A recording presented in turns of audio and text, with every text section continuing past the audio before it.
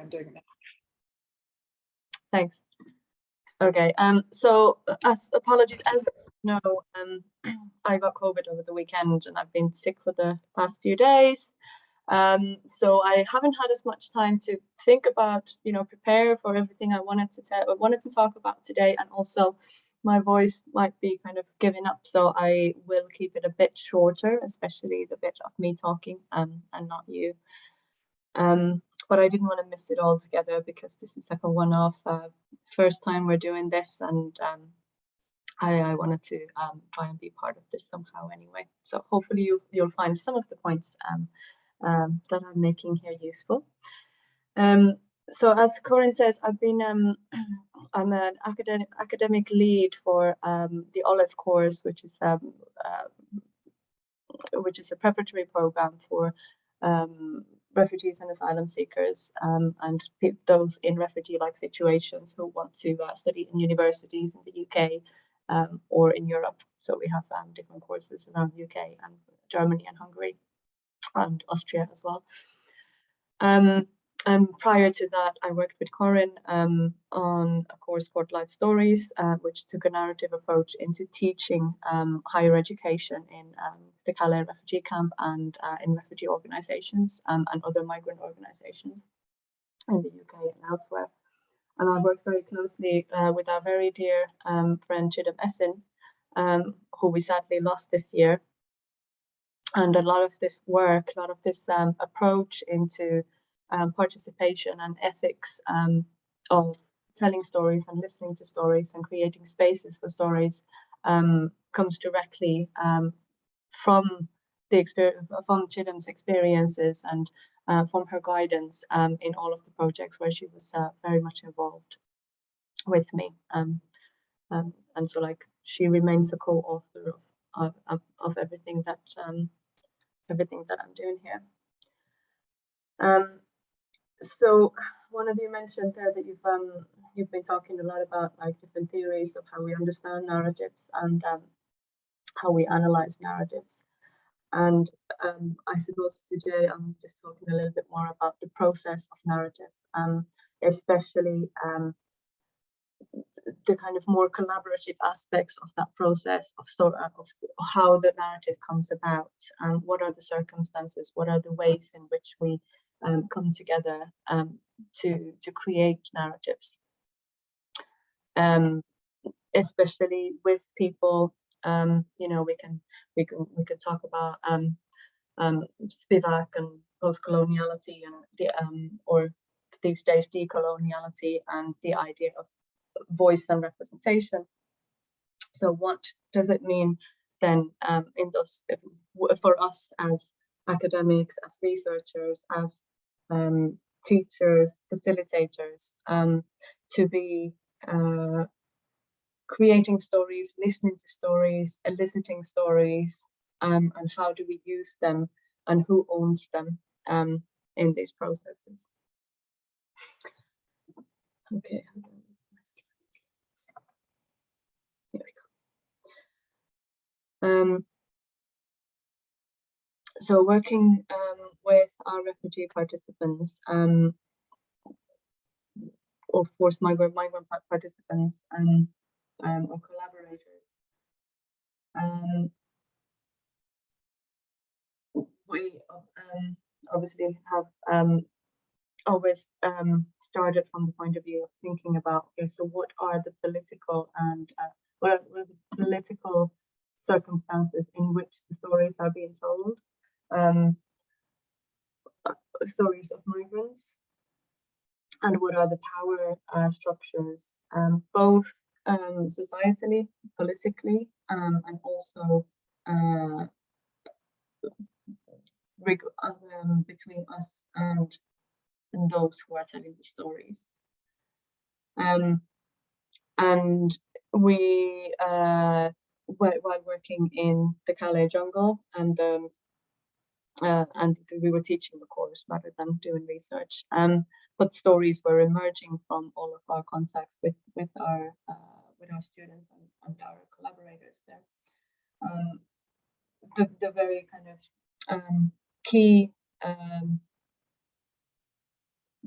key message that we were receiving from the students and participants was the way they were being vilified and misrepresented in public discourses and media. And the other was, of course, the hostile environment created by immigration policies, which also Aura, just a minute. I think some people are finding the sound is not great. I wonder if you could, I mean, I don't mean speak loud at all, but close to mic maybe. Yeah, sorry. Okay, I'll try to. Okay, I'll try to. Brilliant. That's brilliant. Thanks. Okay, right. Leaning in. Yeah. So when we're working with forced migrant participants, students, or collaborators, the political framing of the hostile migration policies, as well as the media framing, which Mark was talking about, or how do narrative framed in the media, how journalists frame the migrant as the other. That's the key to our own relationships with participants who are forced migrants as well. So as part of teaching just maybe a little bit about the courses. So the first one was very much the first one was so the images here are from the students and participants of different projects in Calais Jungle, and there the aim was to create spaces for discussions about higher education and the importance of telling their own stories with the residents of the camp. And we continue with this kind of narrative approach to education and the critical possibilities that it creates, also with the preparatory course in the UK. So for the Olive course, the purpose is to create pathways, create possibilities to get into official kind of university education. But we can't do that without, again, acknowledging that the kind of the political structures that inhibit the access to higher education from these students in the first place. So that's why this kind of creative collaborative storytelling spaces are very important in order to, for us to reflect together with the students what their own experiences tell us about those structures, and what are the ways in which we can challenge the structures and navigate them at the same time, so that students do have a possibility to continue studying despite the barriers that are created. So in addition to just thinking about narratives as a way to do that and do that thinking, that creative and critical thinking together, we use different methods, and this is where Chidam had a lot of experience of using visual methods as part of creating narratives about the personal experiences. And Corinne as well has worked with photographers before, so we worked with photographers in the Calais camp, but also in the Olive course we've worked with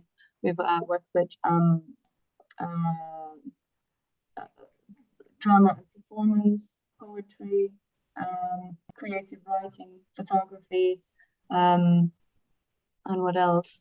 Podcast making. So other forms of telling and structuring stories and narratives that help people navigate, also think beyond the narrative structure and what it means, and the language that is required by higher education, and the language that is involved in the immigration interviews. Here we're talking about the ethics of storytelling for people who are forced to tell their stories over and over again through the immigration kind of policies. So there's Miller writes about this, how the kind of immigration experience structures the idea of a story in a certain way, and the story is that is required in order to have a successful asylum application. It is based on these facts and truths and ways of formulating the story in such a way that it is believable. The higher education, especially in the UK, it does that as well. You have to write your personal statement in order to apply for university. So you're forced to tell your story again.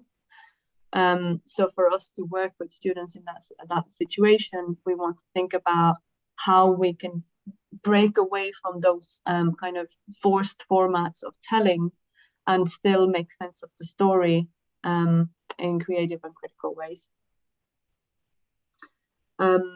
And so yeah, so this is some of the work from Gastaldo that we've kind of used as a guidance as well. The visual part of storytelling has the potential to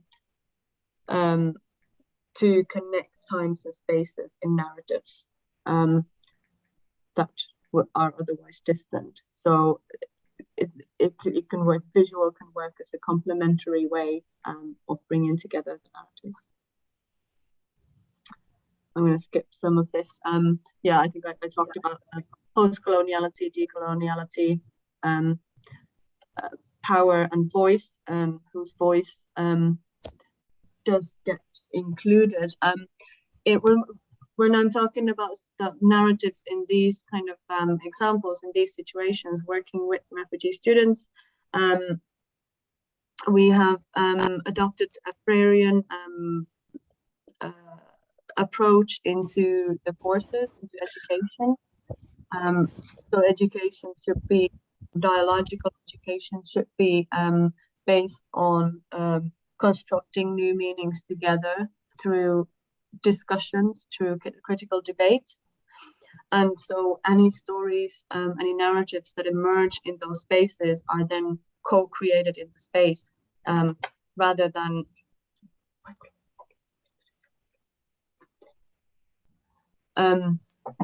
excuse me, I'm trying to focus.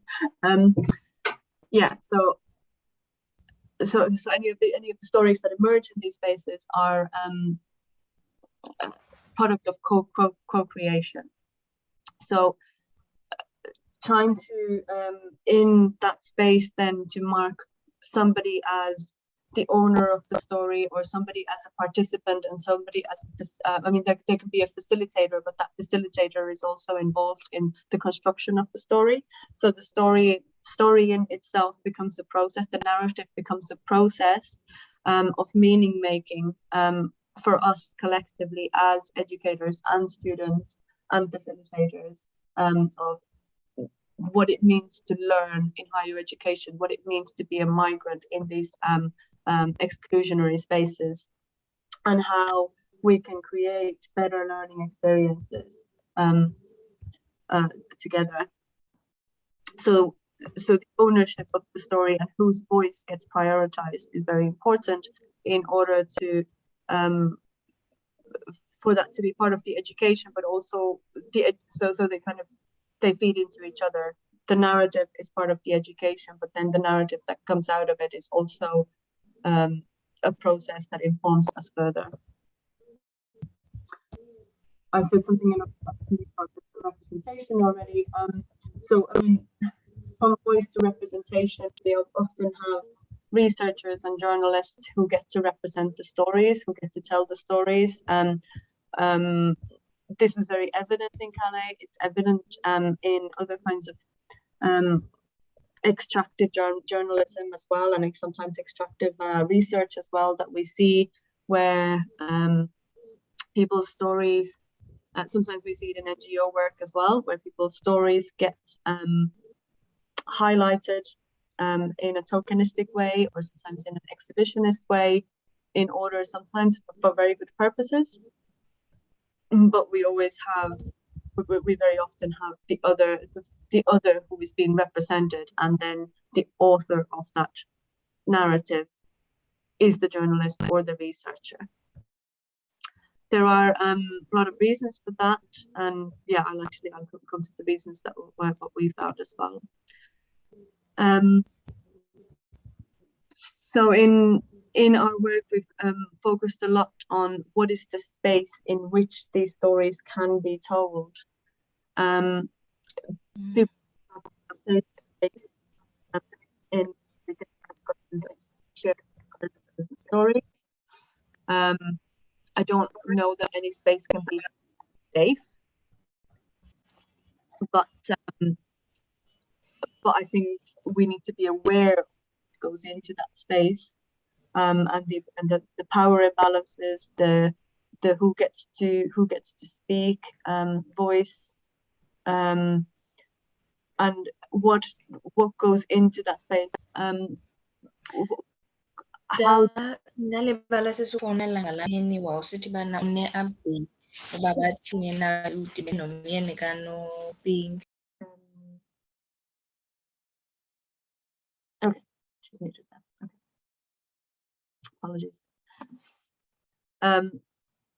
There is an we have a Foucauldian understanding of power when we've been creating these spaces and creating these courses and interactions. So power is never one directional, but it is relational. So the space itself becomes relational as well. And that means that it needs to be responsive, and we need to understand how power moves within that space, and take an intersectional understanding of who has authority to speak and what words can be said and what stories can be shared.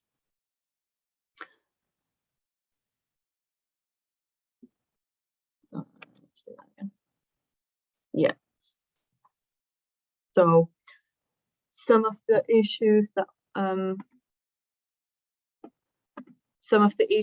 we see then from work with people who sometimes cannot speak with their own voice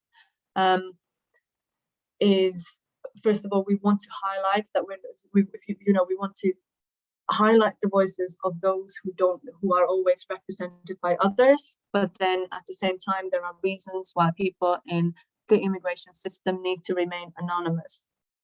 So protecting that anonymity is important, but then how can we at the same time ensure that that voice is included and that we're not taking away authorship or possibility to really participate in what is the story that comes out.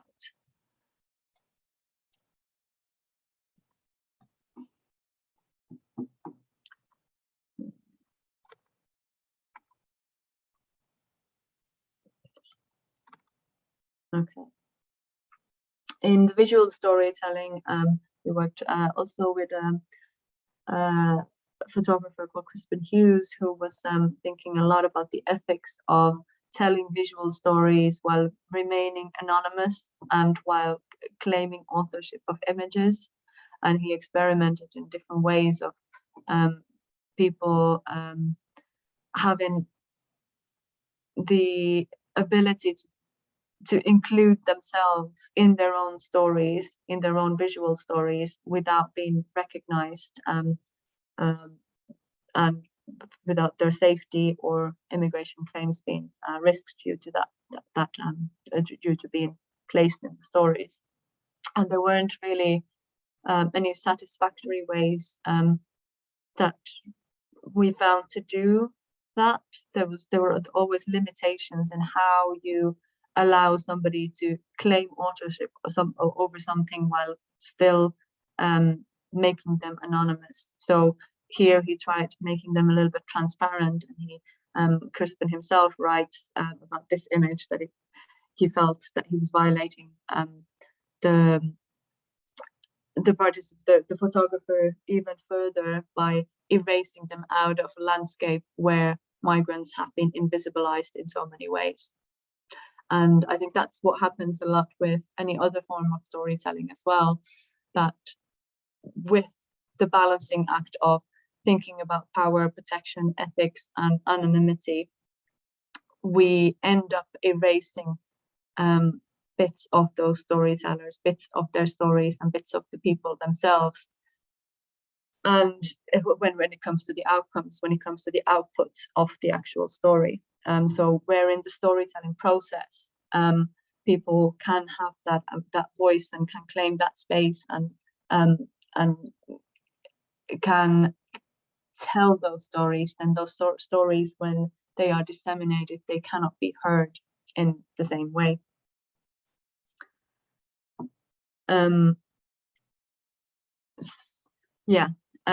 Consent is another thing, because we can obviously get consent for the conversation itself. We can have consent for publishing parts of that conversation. But I work with a lot of people who started off in a difficult position in the asylum process, and since receiving asylum have become professionals. And when we're going back again to looking at, like, well, who is this person, and who are they to say something about the migrant experience, in order to claim their experience as migrants, that we are asking them then to out themselves as people with refugee experience at every step, even after that process is behind them. So asking for consent, and also asking for auto-ethnographic experience within the storytelling. We're forcing people back into the experiences of claiming asylum that sometimes they may want to leave behind. And so asking somebody to keep representing that particular point of view and voice is very can be actually harmful.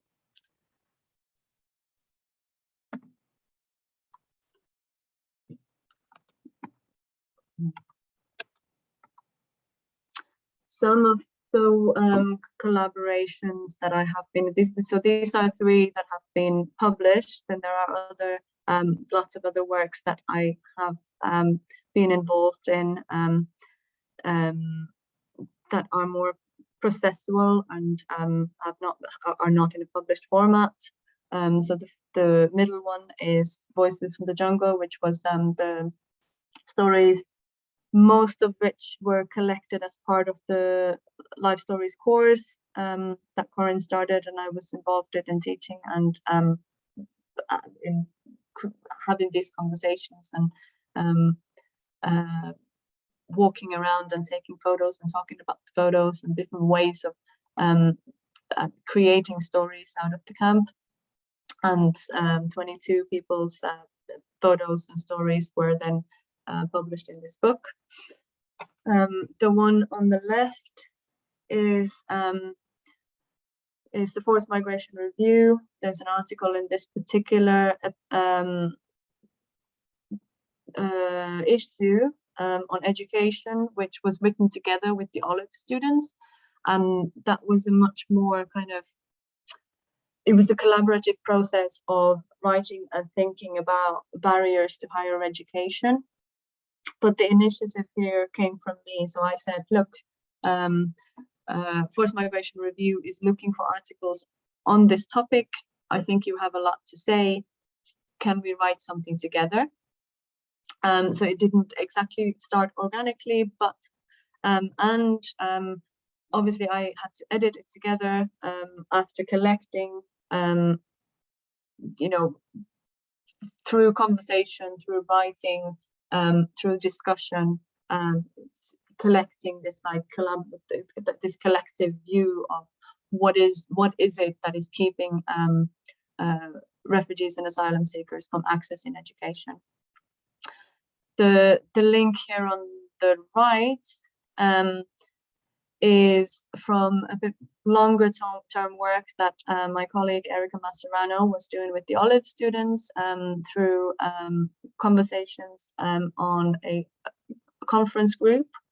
So this is like long-term conversations, month after month, thinking about what are the academic conversations that are happening about refugee access to higher education, and what is it that we have to say about it as refugee learners, or refugee learners and facilitators together. And in some ways that's a very unsatisfactory way of collaborative writing as well, because it's very clear in that Erica and I have written the kind of bulk of the article, whereas the students' extracts are clearly visible as a different format of text. They're pieces of creative writing that break down the article. Yet the students are named as authors. So many of the students who wrote that article with us are hoping to continue in academic, at least academic studies, or hoping to write more. So they were very happy to have work published in this format. But again, it was very much driven by Erica and I as people who are academics and who think, okay, well, this is a format that we can shape, we can introduce some different forms of telling into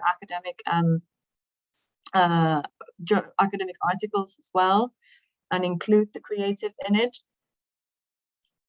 But it's but to me the question is still, when it comes from the process and it moves into the outcome, there's a difficulty in how the co-authorship, how the co-creation actually survives that change of format. I would say the most successful project that I have been involved in actual co-creation was it was a small project that I did with I had altogether 10 people involved. So we had a drama, what was her title? Drama,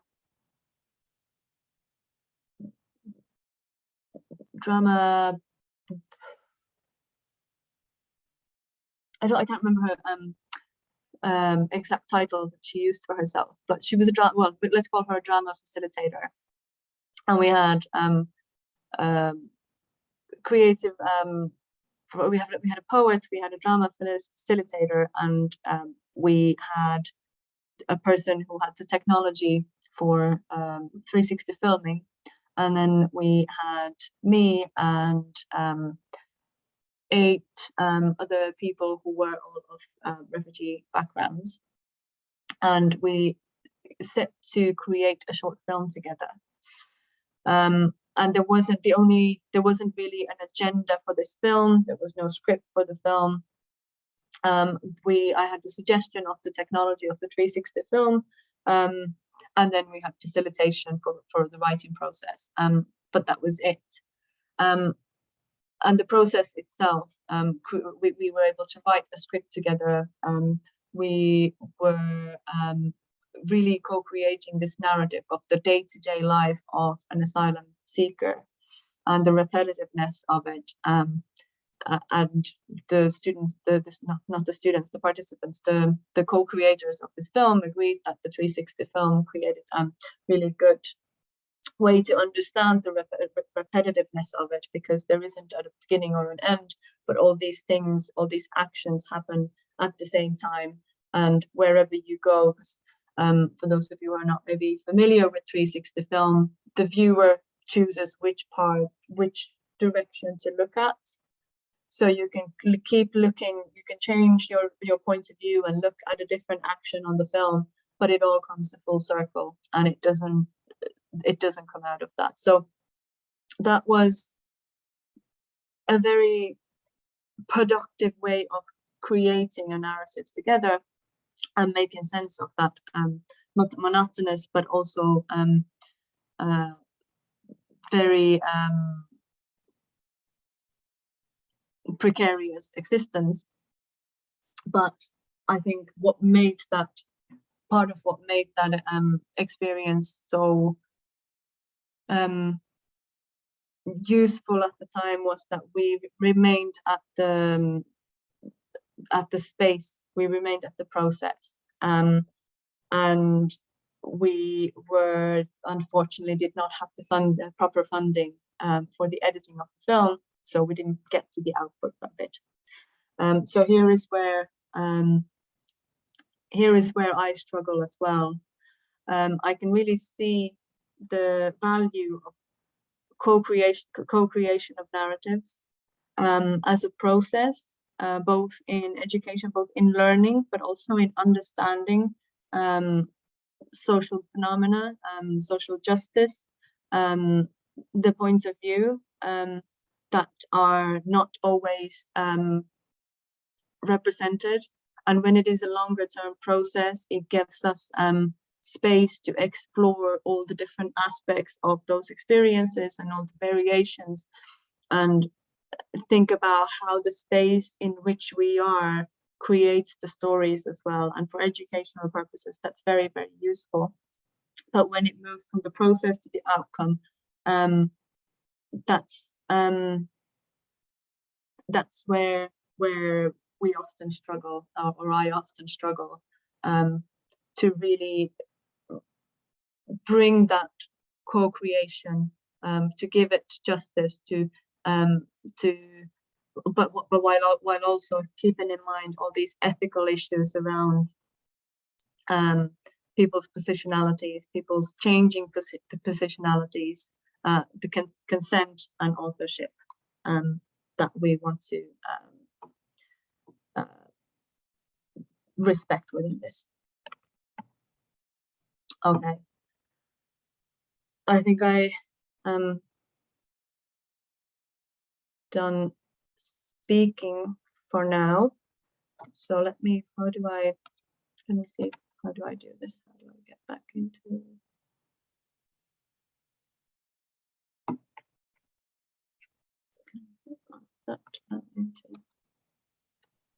Do you want to stop share screen? I don't need to stop share screen. I just need to be able to see the controls a bit better, because now they're just in a little. Can you see them now with like breakout rooms and stuff? No, it's funny. We can probably stop recording anyway, because I don't have much to